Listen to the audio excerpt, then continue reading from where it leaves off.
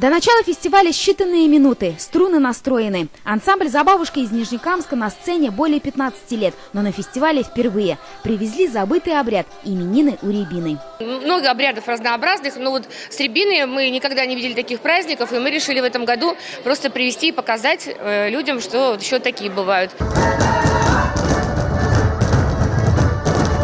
Марийская дробь, стучание каблуками не каждый день увидишь. Вот так через танец и игры марийцы показывали уважение к предкам. Раньше предки много чего играли, а сейчас вот дети все в телефонах, а мы хотим сейчас их восстановить. Звонкая капель проходит 7-й раз. Впервые гала-концерт встречает Альметьевск. На фестивале сегодня более 20 коллективов, около 300 детей. Приехали со всей республики. Удмурты, чуваши, татары и русские. Каждый ансамбль представил культуру и быт своего народа. В этом и особенность этого фестиваля. Дети уже с малых лет сохраняют свой язык, своей национальности, изучают обряды, традиции, которые им передают бабушки, дедушки.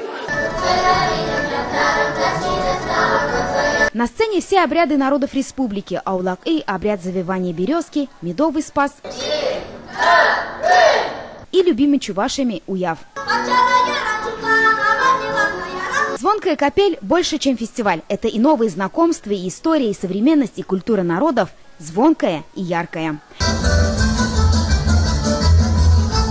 Фируза Хамидуллина, Ирик Хабибуллин, ТНВ, Альметьевск.